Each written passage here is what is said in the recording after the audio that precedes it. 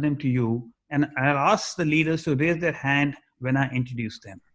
First and foremost, we have Jackie from Melbourne. Jackie, can you just raise your hand? And you can also make out by the colorful background she has. I don't mean literally in terms of her background, but the background wall that she has. Jackie is the director of a company called eWorks in Melbourne, and she has been quite actively involved in education, in EdTech, in VR, AR, as well as in digital transformation.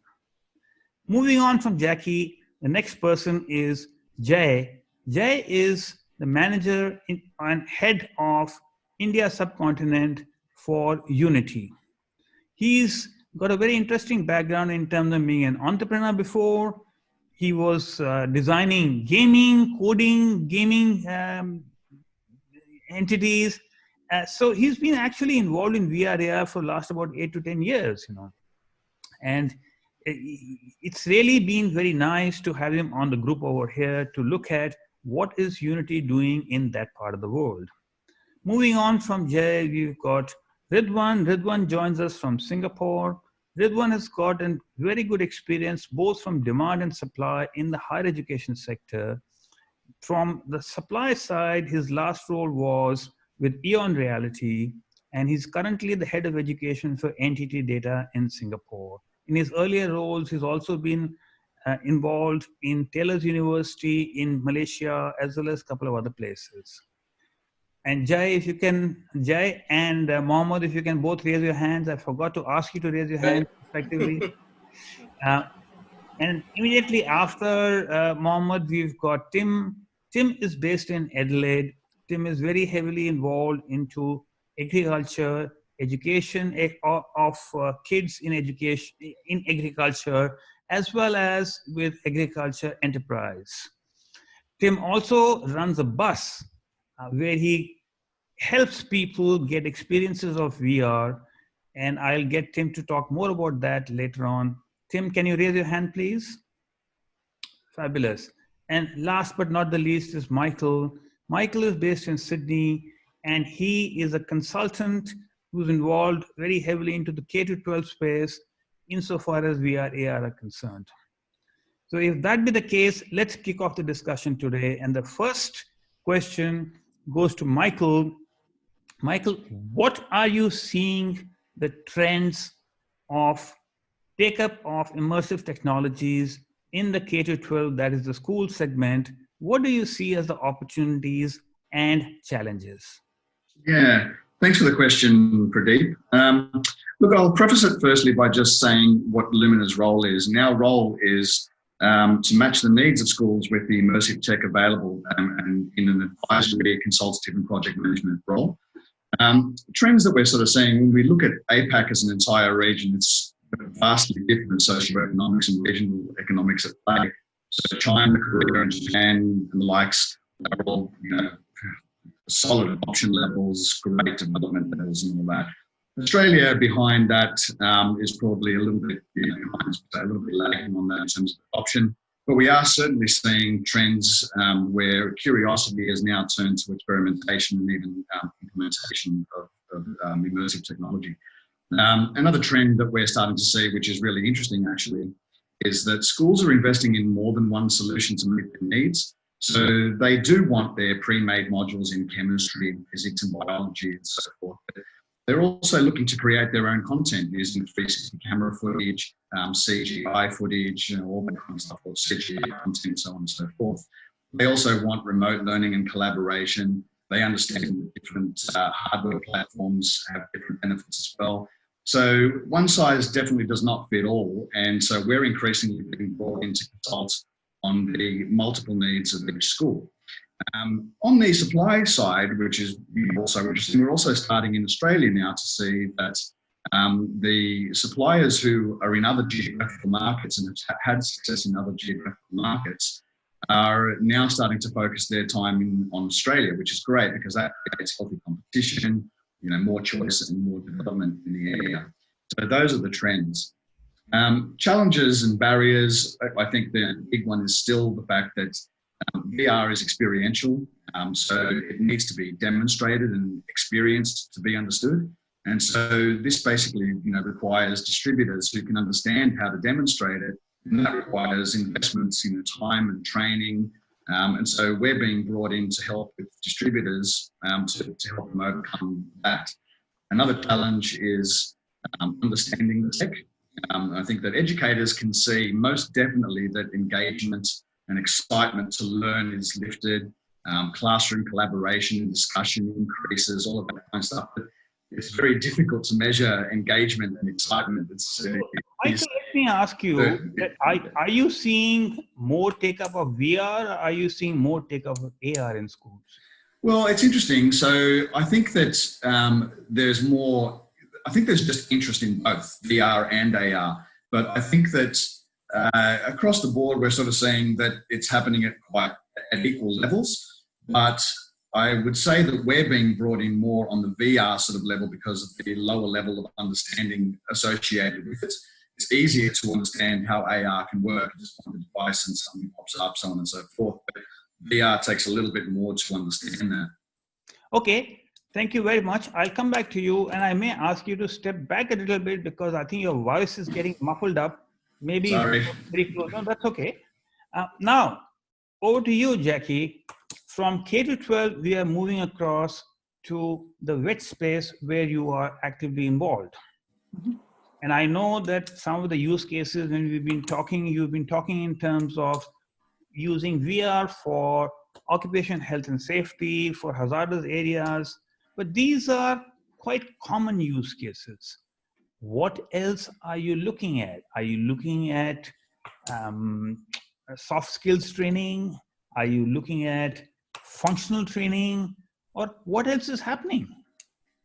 We've got some cool stuff happening actually. So one of the major projects for us this year is working with an organisation called the Institute for Drone Technology, an Australian-based organisation.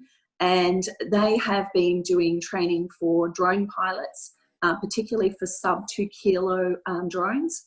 And most of that training up until now has happened face-to-face. So what we're doing at the moment is we're creating a mobile solution for them, which includes 360 film and also stills, as well as augmented reality. So we've partnered with a company called All Media in Sydney, and they're actually right now creating some apps for us and our platform. And what we'll be doing is going out to different locations. And interesting, you're mentioning about Tim earlier with agriculture. This project is actually looking at training pilots to be able to work in different types of industry environments with drones. So we're covering everything from agriculture, weed management, those kinds of things, through to working on enclosed spaces, to building construction and flying above buildings and checking, that things are done right in those spaces too. One question which comes to my mind, Jackie, sorry for interrupting you. Okay. That are you working with the Drone Institute to help them in the training part of it? Or are you also working in the fusion of technologies between drones and VR AR? It's really the fusion of the technologies. The training program they had as a face-to-face program. So we are looking at taking that content and making sure that it, with instructional design and redesign of that content, looking at that it works in an online environment and particularly for mobile devices. But we are also making sure that it's immersive. It's an actual experience, which you would expect with drones, where people can actually get a sense of the experience of, maybe it could be health and safety with making sure the drones don't go near wires. So we're shooting with 360 on attached to drones, as well as large 360 cameras on the ground and in different environments. So very good to hear that. And yesterday only we had a session on fusion of emerging technologies, but the next time I have a similar session, I will call you also to be speaking and giving your thoughts onto a similar session.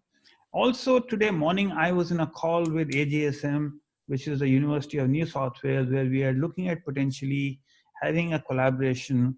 And we'll be talking not only on AR, VR, but also maybe a little bit on the fusion of technologies. So there again, I may kind of call upon you. Yeah, great. Thank you. Thank you very much for the great perspectives. And then now moving on to Tim. Tim, you are in a very interesting space insofar as agriculture is concerned. But I also love that idea of the bus, unfortunately, last time when I was in Adelaide, I was only there for a day and I missed out the opportunity to experience that. But I do want the audience to know a bit more about that, as well as what exciting stuff you're doing in agriculture. So over to you, Tim. Well, I mean, the bus, I won it. That's the crazy thing. So, yeah, it was on Facebook, right? And they said, in 25 words or less, what would you do if you won a bus? Really? Yeah, and they chose my entry, which was to convert it into a classroom and travel throughout regional, rural, and remote Australia, teaching people about the digital world. And they rang me up 2 months later and said, come and get your bus. So this bus is a 14-metre bus. It's got 50 seats. So it's not like a little mini bus. So, yeah, we ripped out the seats. 4 years later, we've travelled right around Australia. We've got 20 VR headsets on it. So they drop down like gas masks and the kids get on and go to sleep. No. The kids get on and we do a lot of STEM incursions. We go in and teach them about agriculture and the supply chain. So the customer is not the school. The customer is normally government or an industry body that wants to use VR as a communication tool. And so we produce the VR experiences. We did one which was called the Lamb Paddock to Plate, which taught kids about the lamb supply chain. And it was interesting. We've had over 100,000 people on the bus so far. So I've seen a lot of kids put on headsets, believe me. And we've managed to do a lot of pre and post surveys as well. So we're seeing VR is a fantastic tool for training, of course, but also for marketing and changing perceptions. A lot of people are fearful of agriculture. They don't understand it. They don't see it as a possible career path. And so our job using VR is to immerse the students into show them the potential of agriculture. So I've had a question, Tim, which is coming to my mind is that has it been only kids who have been onto the bus, or has it also been adults? Yeah, I would say that we've had about 70% of kids and about 30% of adults. So we go to all the agricultural shows, the Sydney show, the Melbourne show, ECA, and all around Australia, of course. And we see mums and dads, and we see people that are in university, every different age. I've even pulled up into nursing homes and got the old ones up inside the bus. But the bus is amazing. Sorry, another question which comes to my mind is that when these adults who come onto the bus, are they kind of fumbling with the technology, or they just kind of put it on as if they were putting on a shirt or something like that?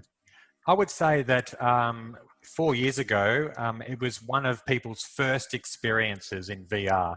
Now when we're getting people on the bus, we're starting to see, oh, I've tried this at home. My friend's got one of these. Oh, yeah, I bought one of these for my son. I haven't used it yet. So we're certainly seeing more people now have had a taste of VR and AR. 4 years ago, it was their first taste.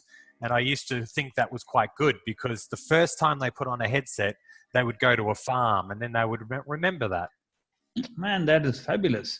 Thank you very much. And now moving on to Singapore, to Ridwan. Ridwan, what kind of a weather is it? Is it raining over there? Do you have the smoke clouds from Indonesia coming across? Or what's the story? Not yet. I think it's a nice day today, not too sunny, and no rain inside. Okay. So you have been living and working in Malaysia, in Singapore, in higher education. You've also been on the demand and supply side. So what do you see as the differences between different countries in Southeast Asia in terms of take-up of immersive technologies? Okay, primarily, I'll start with Singapore first. I think proliferation of AR and VR and MR in Singapore is much earlier.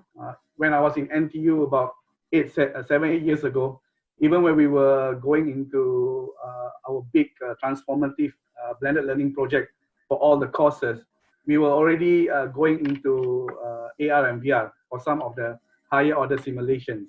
And you can see a lot of collaborations between AR and VR companies and higher education to set up even AR and VR centers. And this includes people like NTU, NUS, even the ITE or vocational centers. Secondly, in the past few years though, because of the mobile devices now being powerful enough to actually run AR and VR, we are seeing it proliferating into the K-12 sector. With a lot of the schools now actually using smart devices like the phones and the tablets to be able to run AR simulations in the classroom. So in a lot of these institutions, it's a combination of both the AR in the smart devices and then the VR with the headwear in specific classrooms that was converted into AR and VR simulation. So one of the things that I want to pick up on what you're saying is that how do you compare Malaysia with Singapore, in terms of technology take-up? So for Malaysia, I see a lot of adoption of AR only about 4 or 5 years ago, where a lot of the private universities are coming into play, and where they are actually focusing a lot on pilots and POCs. And where they started with a small 10, 20 kind of POC with the headwear and with VR especially. You also see within the last 1 or 2 years the governments coming into it, especially in East Malaysia, where they made a very big investment in terms of using AR and VR for education, especially to mitigate the challenges of Industry 4.0. So would it be a fair comment to say that Malaysia came on a bit later and Singapore was at it about 7 to 8 years back? And Yes. Is Singapore still slightly ahead, or Malaysia is catching up pretty fast? I think not just Malaysia, the other parts of Southeast Asia, they are catching up. But of course, being already starting to use it already in 7 to 8 years ago, Singapore is learning a lot, and they are broadening the use of it, not just in one area. So for example, AR is especially useful for social and collaborative learning, while VR is especially useful for self-directed learning. So I think that also is a interesting point, because Malaysia's got a very strong focus in Industry 4.0. So Yes. there the focus is coming more potentially on the skilling side and looking at the application of VR, AR into Industry 4.0, whereas over here, in Singapore, it has gone more broad-based. Yes. Okay, lovely. Thank you very much. And now over to Jay. Jay, Unity is an important player in the AR/VR ecosystem. As head of the India subcontinent, what is Unity actually doing? I keep hearing these words of COE, and I keep hearing about things happening on the skilling side and other things where the schools are being given free access to Unity, but I'm not really across what. So can you just expand on what you're doing over there? Yeah, sure. So 3 years back, after my entrepreneurial stint, I just wanted to work for somebody to expand horizons, because what we actually felt was happening around as an ecosystem, right? There were technology players, but then we couldn't bring everybody on board, right? And 3 years back, it was still a time in India where people were just getting to do AR, VR for their first time, right? And it gave us a vision that this is a skill that goes across multiple industries. And having worked across multiple, different stints of my life, I could actually see it impacting across healthcare, across industries, across film and media today. So my prime of focus was to create something where people understand this is a technology which is going to impact every part of life and every part of industry in various formats. When we tried to do this, we thought education was the best way to move forward, right? So one of the things as a principle that we have in Unity is to tell people that you can begin with it. If you even look at the Unity as a license, right? It is free for any entrepreneur to actually start with it and actually build his own applications. We wanted the same experience where kids can try it at their homes and children can try it at the schools, or even educators who try it at the classrooms. So one of the first things that we made it as Unity is actually free for all schools. Oh, Now this but got does into it a mean, huge, sorry for interrupting, does it mean that they have the access to the full suite of Unity offering, or is it just the core component, the full suite of offering actually. So there is no difference between Unity Free and Unity Pro version. So this children work with the real ones that actually the professionals work with. So can I join as a student in India? Yes. Yes. The interesting part is, that was not enough. Because we found that, learning is a journey, right? And the tool only makes 25% of all that. So we structured some coursewares around it where people would be guided in learning how to make best utilization of it. And so that journey took us across all the three verticals: high schools, schools, and the universities. Why? Because we found that not everybody wants the same thing, right? Mostly the university students are looking at ARVR, while the, let's say, grade 8 to 10, right, they are looking at how to create their first game. So we had a custom create. Where did the centers of excellence come in? Oh yeah. So this, when we were very focusing on education, we understood that this has the power to change and create an entire ecosystem. So that is where we actually started working and understanding that we need a center which could cater to everybody, not just learners, to professionals, to startups, to even say corporates. So the center of excellence is a model where we are saying, okay, anything you want to begin, you come down to the center. Anything you want as help, you come down to this center. And anything we want to actually bring back to the community, we go back to the center. So the Unity Center of Excellence is a concept in which you have three different pillars. The first pillar is what we call as the experience zone, right? Basically, it's open to the entire public where people come down and experience ARVR. Because today, we understand in India, it is still very hard for a lot of people to procure ARVR hardware, right? So we gave them experience saying that you can just come down, drop by anytime you fix with the particular institution. And luckily, this institution was called Kerala Startup Mission, right? And Kerala Startup Mission had an idea where we would make the entire Kerala experience what is ARVR, right? And they are going and setting up 3 different ARVR zones across Kerala where people can just come out. We are currently engaging around 100 people per center, right? Only on the experiential space.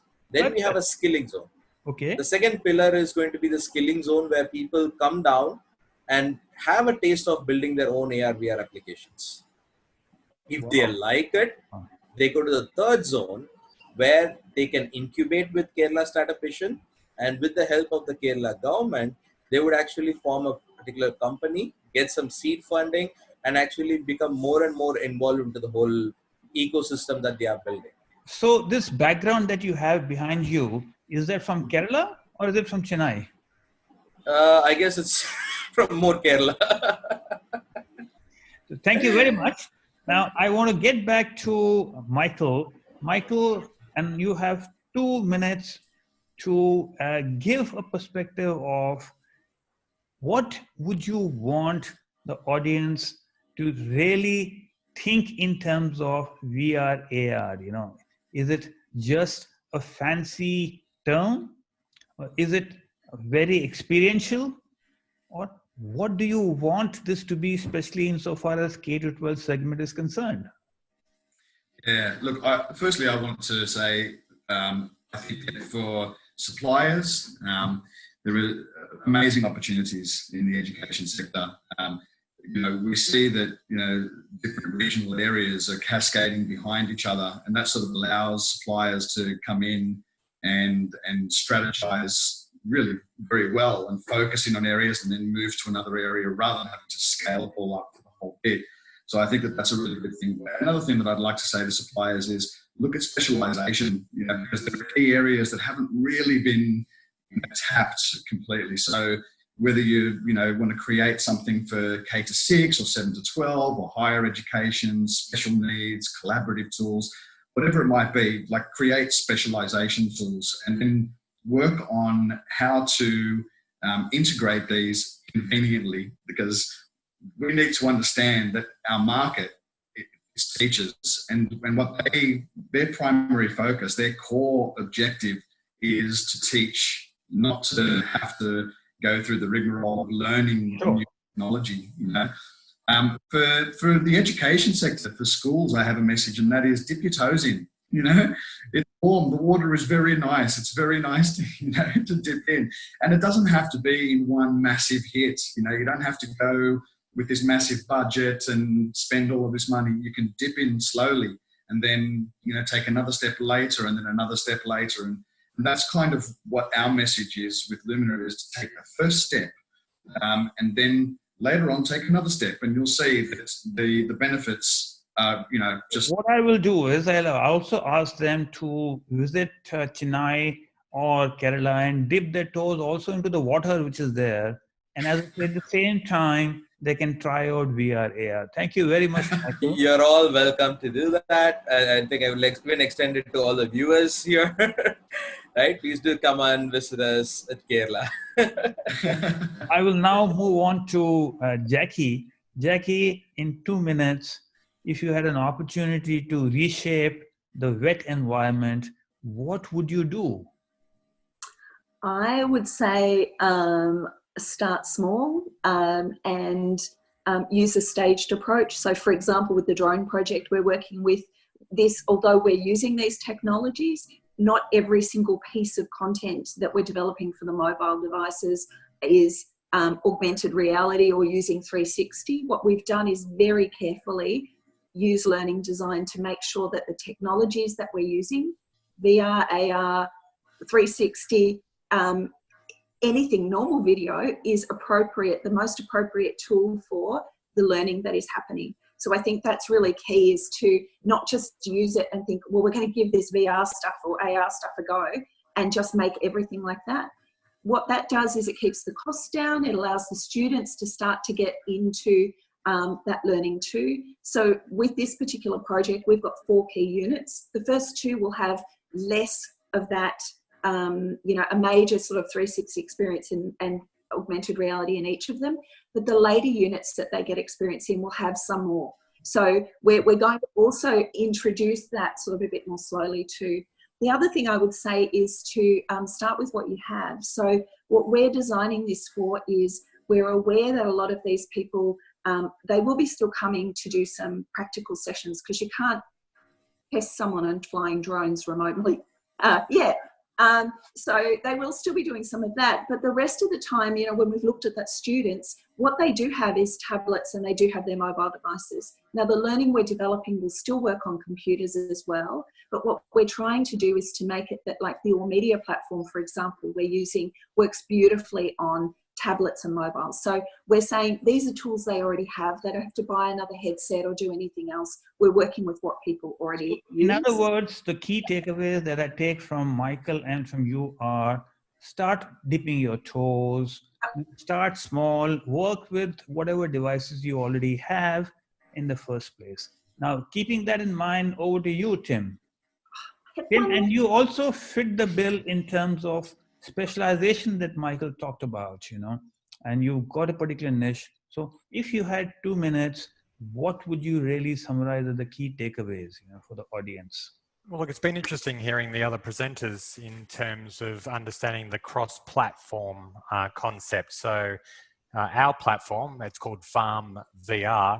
It's delivered on a web, mobile, and in VR and in AR. So we've had to adopt to whatever's out there, because, here was I thinking everyone was going to get a VR headset in the classroom. Well, no, they're not.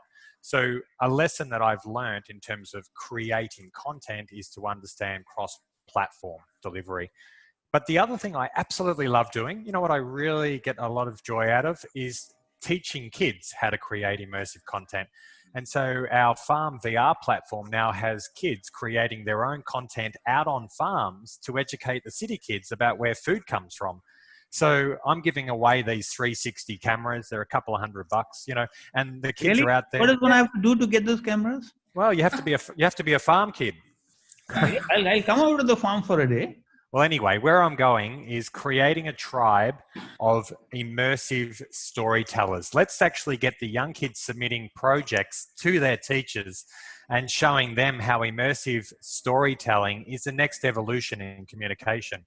So I'm big on cross-platform, giving it to as many people as I can, but I'm so big on getting the aspects for in terms of using whatever devices you have, and if you are really going into creating, look at cross-platform. I got one more. I think the idea of linking it to curriculum, Michael was going there a little bit. So understanding that teachers have got a job to do, they've got to meet the curriculum needs. They need to be able to use VR and AR effectively in the classroom to tick many boxes, right? So just putting VR out there for VR's sake, Jackie even mentioned it before, don't just use it because it's sexy. If you can link it to the curriculum, then that's another bonus as well. That is a very valid point, because we have a session on STEM also, and that point has come across very well in that more the creativity is involved, aligned with the curriculum, the higher take up it has. So over to you, Ridwan. What is your 2 minutes of takeaway? Sure. Actually, Tim took some words out of my mouth, but I would like to add that just with other technologies for AR, VR, and XR, learning design is key to ensure continued engagement and alignment to learning outcomes beyond the wow factor. I think is XR, it levels up the visualization and immersion, but to have sustained outcomes, constructive alignment of the activities within an XR scenario must ensure it leads to social collaboration and not just self-directed learning. A research paper in EduCourse also highlighted how the pre and post immersive activities are even more important than the immersive activities themselves. Absolutely love that aspect, because not only is it important to dip your toes, but you got to plan before you dip your toes, and you got to look after what you're going to do after you have withdrawn your toe also. Yeah. Thank you very much. The second point I'd like to make is I think very important in ensuring AR and VR is sustained in education is to have proper training to educators, so they understand the affordances of XR and match that to certain times in the curriculum to be able to apply these different solutions. Because with I think more than 20 different teacher sessions that I've conducted, many were afraid of the technology and did not really understand how XR can actually be leveraged at appropriate times. They don't have to start big, they start small. They don't have to replace everything in their curriculum time. It's about knowing when to do it and how to do it. And that's also very key. Digital fluency of the educators. Absolutely. So in addition, we can also say demystify, demystify, demystify. Over to you, Jay. So I think I would agree with all the speakers because they've already put all the most important points there. And especially I want to focus on what Ridwan said. And that is the concept that I go with my words are teachers are the change agent, right? And as long as they agree to be onboarded and they are not scared of technology, I think that's going to make a lot of change in the education space. And in the training zone, there is a lot of, like, even before people get on it, they have a lot of expectations of the technology, right? And that is something it needs to be considered, especially when we are creating solutions for training, because it's a highly scalable environment and people need to know exactly how do you scale it across different platforms so that the experience stays cohesive no matter what the platform is. Fabulous. So thank you all for joining today. And if I were to summarize the key takeaways for the audience, is that number one, dip your toes, and plan before you dip your toes. Look at activities after you have dipped your toes. Start small. Look at using the devices that you already have. Go across in a multi-platform manner. Get people involved in creating content. And last of all is that, yes, look at the digital literacy level of people involved over there. So thank you once again. I really enjoyed the session today. And for the audience, the contact details of all the speakers can be accessed through the links on the speaker page. Feel free to reach out to them. And once again, have a lovely time at the summit. We will see that looks like there might be another time for taking some Q&A. So let me look at the time. Yes, there is about about 8-10 minutes for Q&A. So we will continue with the audience